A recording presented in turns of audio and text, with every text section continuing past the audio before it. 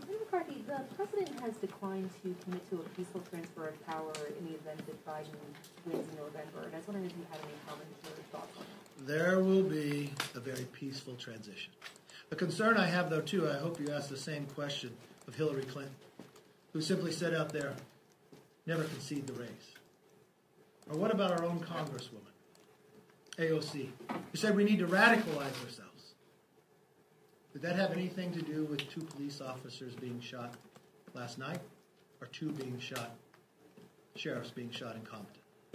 Did that have anything to do with the U-Haul truck that was staged putting out military weaponry with shields and others to those who want to protest in a different manner? That's a concern that I have right now, our security and safety of the streets. There will be a smooth transition, and I believe President Trump will have a very good inaugural, and we will reunite this nation instead of radicalize this nation. Yes, sir. Article 6 of the Constitution says no religious test shall ever be required as a qualification to any office or public trust under the United States. Do you believe that this applies to Supreme Court nominees as well? Yes. Thank you. Mr. Leader, what do you plan to do if President Trump refuses to engage in a peaceful transfer of power if he loses the election? President Trump will peacefully come to be sworn in again. It'll be a smooth transition, regardless of the outcome. I'm concerned of what I'm hearing on the other side of the aisle. I'm concerned that the Democrat nominee, you asked me a question, if I may. I'll answer your question.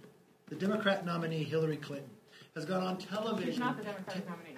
The last time the Democrat nominee for the last election has gone on television advising the current Democrat nominee, you don't see the current Democrat nominee because he put another lid on it today. It would be nice to see Joe Biden come out. There's times I worry about his health for the number of days that he puts a lid on it before 10 a.m., talking to the American public and denying us the ability to know what he believes in or wants to say when he wants to be the leader of the free world. But you have the former nominee tell him, never concede. You have AOC, the movement leader of the Democratic Party inside Congress today, tell people they need to radicalize. We have on our streets last night officers being shot. The speaker just had a press conference. What did she say about the officers being shot? Did she mention them? You were here. Did she mention a couple weeks ago the 2 officers, the sheriffs that were shot sitting in their own patrol car in their own home state? Did she mention that? And the nominee that we have this year has chosen for the vice president nominee the senator from California, who was the former top cop of California. Did she happen to mention anything about those sheriffs being shot? Did she condemn the violence? From what I saw, they did not. That's appalling to me. Joe Biden has condemned. But I mean, we're talking about the President of the United States going out and publicly refusing to say whether or not he's going to accept the results. Let me be very clear. Let me be very clear to you. Let me be very clear to you. It will be peaceful. I know you want to create a hypothetical. But it's not that's good for you, hypothetical but if the President's no questions, no qualms, no concerns. It's going to be peaceful. This nation is designed that way. This nation will have it that way. And that's exactly what will take place. Then why won't he say that? Why won't the President say that if that's the case? It's exactly what the President said before. There's no concern. I know there's a lot of things going on. There's a lot of small businesses shutting down. There's a lot of people hurting that are unemployment. And Congress is not providing COVID relief. And these are the questions you ask. There's going to be a smooth transition just as it is every time before. I'm sure you asked the Speaker the same question you asked her about Hillary Clinton. You asked her about her own member, AOC's, comments as well. Because I imagine that concerned you. But I didn't see that in the press conference either. So let me put it all to rest for all of you. It will be a smooth transition. No concern on the outcome. Yes.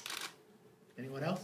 I mean, neither of those people are the Democratic nominee for president. I know that. I was very clear that she was the former nominee. No, I just mean like Joe Biden was asked about this by Anderson Cooper, if there would be a peaceful The President's been asked by before, and he said it'd be a smooth transition. I know this will keep you up at night, but don't worry about it. It's going to be very smooth. You know what's very interesting? If you think Hillary Clinton does not have any more power, she's advising Joe Biden. If you think AOC does not have power in the Democratic Congress, ask all those who lost in their primaries. Ask the Speaker of the House when she had a meeting with AOC as a freshman in the first months. Who tweeted it out? The Speaker, not AOC. So I think those questions are worthy of what the Democratic Party is saying. And I think if there are two officers who were shot last night, and you were the Speaker of the House, I think you would acknowledge that.